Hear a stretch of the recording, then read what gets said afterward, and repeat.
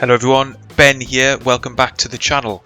For a while now I've been keen to try out RaceRoom's Leaderboard Challenge mode. It's a time trial feature in RaceRoom whereby you can pair any car and track combo you like, run hot laps against any other player who's used that combination, and even download ghosts of their cars to try and perfect lap times. So to get us started, I thought, what would a ridiculous combination be? I know, F1 at Bathurst. So we'll be driving the FRX 17, the F1 style car in RaceRoom, up the mountain, just as Jenson Button drove his McLaren car there a few years ago. And if this video inspires you to take on this leaderboard challenge, let me know in the comments how you get on. Before we get going, make sure you subscribe to the channel so you don't miss any racing we've got coming up. And as I'd love to build a proper RaceRoom community on YouTube, I'm going to try and give a shout out to other RaceRoom YouTubers in my videos that I enjoy the content of. So go and check out Chris Rogers' channel once you're done with this episode. I've left a link in the description. Right then, time to try and not kill ourselves climbing the mountain. Right then, so here is the leaderboard itself. And what you can see here is there is a huge variation in times between the quickest driver, who's set an absolutely unbelievable time there, right the way down to the slowest driver at the back of the field here. So 40 times set in total. I have absolutely no idea where we are going to sit amongst these times. This is not something I've done before. You've literally seen me here take my first lap around Bathurst in a Formula 1 car. So I'm going to take it deliberately easy here because the most important thing for me to do is to get a lap in that can act as a reference point. There's no point in me going all out on this opening lap when I don't really know my braking points, not in this car anyway, nor do I know my turning points or how the car's going to feel given the different undulations in the track, getting back on the power. The most valuable thing I can do is get a baseline time that I can then look to improve on in further laps as we go. Also, the other thing is, if I just go out 100% right away and I keep crashing the car, that gets pretty frustrating pretty quickly, and I've been in that situation before, and the thing I'm most likely to do is stop trying, and that's not what I want to do. So this, I've found anyway, is the best way to kind of almost just get yourself into a track and car combination. So we've gone over the top of the mountain there. I'm sure you are spotting in pretty much every corner places where I could make up time or got my braking slightly wrong or was slightly late turning in. So all of that are going to be areas in which I can improve on the next lap as we now come into the third and final sector on the Converge Straight.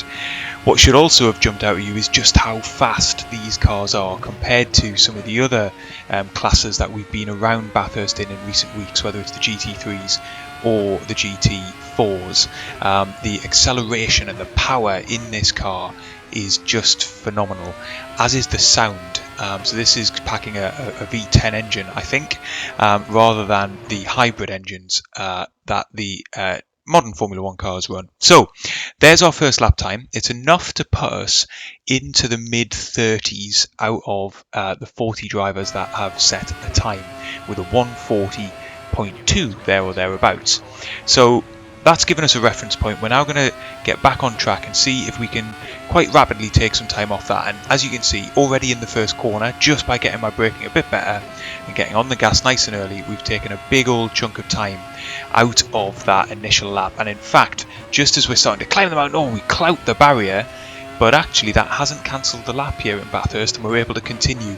Normally, because that was definitely slowed us down, I would have probably just pulled out of this lap, but because in essence we are just trying to kind of find as good a reference point as we can at this point, and just chip away at the time, I've kept going because we were allowed to keep going, and I've made up some time. So we're now 2.2 seconds up as we reach the top of the mountain. We nearly lose it at the top of the mountain, but just about keep it under control.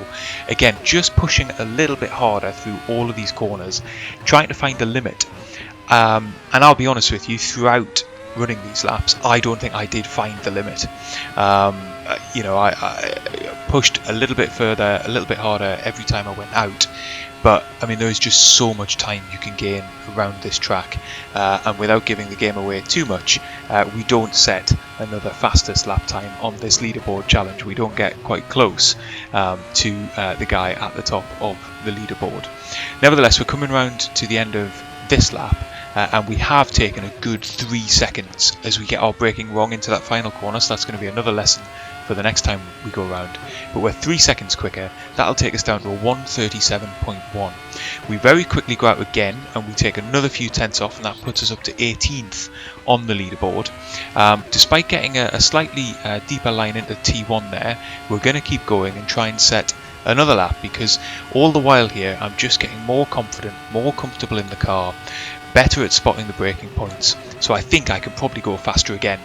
And already through that first corner we hooked that up very nicely, good line. We've just made up a couple of tenths really quickly, getting as close to that wall as we dare, but we've run in deep into that corner, so we've given up half a second on our previous best lap time. We're going to just keep going with the lap, because I know I did leave some time on the table towards the back end of the lap last time round. We're now flat through this section, which we just were nowhere near in our opening lap. We're going to try and get on the brakes as late as we can, shift down 2 gears at a time going in to the dipper, and just try and maintain as much speed as we can through there. And you can see from being 4 tenths down on our best, coming now round onto the Comrade Straight, we're 8 tenths up. So there is masses of time still to be found as we go into the final section of this lap. We're nowhere near finding the peak time that we can do around this track, but it's good progress. We're just sort of getting ourselves into a place where we will be able to extract at least the best we can do today on the game. So we're coming through into the final corner now. We've given up a little bit of that time that we gained, and we make another mistake into the final corner. So in the end, we're going to gain around 6 or 7 tenths on our previous best and set a 1:35.6, and that is good enough for 17th place on the leaderboard. Now, I recognise a couple of the names on the leaderboard itself, and I know that those in the top 10, from what I've seen on the ranked servers, are pretty quick. They're pretty quick consistently across a number of the different combinations that get ran. So if we can get anywhere near the top 10, we'll be doing pretty well. We come around then to set another lap. We take another few tenths off, and that's put us up into 14th. And then we come around again, and as you can see, just taking another few tenths off. We're still not maximising our pace through those final 2 corners, never mind at the top of the mountain, but we are now down to a 1:34.966, and that puts us up into 13th place on the leaderboard. So we're now coming round onto what will be our fastest lap that we're able to set in the session. So let me try and talk you through this lap as to the kinds of things I'm doing in the cockpit in order to extract the most time I can. So try and spot the braking on the 50 board, get turned in. We actually run slightly too wide, we get up on the curb, which costs us time. So we've blown a couple of tenths there, but we hook the corner nice and tight to the left hand side, and then get around and on the gas as soon as we dare without the back end stepping out. But despite hooking up the second part of this of the uphill climb there, we are 2 tenths down on where we've been nice and flat through this section. We're going to take it flat again around the left-hander to the top of the mountain, and then we're going to be as brave as we can before knocking down 2 gears at a time into the dipper. Really good line through there. Get onto the apexes and get back on the gas as quickly as you can into 3rd gear, then 4th and 5th, and then just gently come into this corner nice and tight and get on the gas as early as we can onto the back straight. And you can see there, despite a poor first couple of corners as we were climbing the mountain, we've actually made back that time and more. We're half a second up as we come down the Comrade Straight. Wide entry into this quick right-hander, and then a 100-metre board. We get on the brakes, down into the left-hander, get back on the accelerator. We actually went down into 2nd gear there to give us better drive out of the corner, which we got. And we're now down just before the 50 board, get it down into 2nd gear, left-hander, and then back on the accelerator across the start-finish line for a 1:34.1, which is enough to give us 10th place on the leaderboard. We're still miles away from being the quickest time around here, but I never pretended I was a hot lapping alien. I'm really just doing this for fun, and you know, we didn't make any changes to setup. We've been running stock setup the whole time, so all in all, given it was a 20-25 minute session that I ran, I'm pretty happy with that. And it's just amazing how the car and the track comes towards you as you just build up speed, get used to the different quirks of the track in this car, and get more confident with it ultimately. So look, if this has inspired you to get into the FRX 17 and get out on track onto Mount Panorama, I'd love to hear how you get on. I'd love to see what times you're able to set. Let me know in the comments.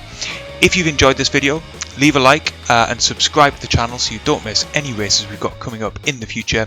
But for now, I will leave you with replay footage of our quickest lap, and I will see you next time.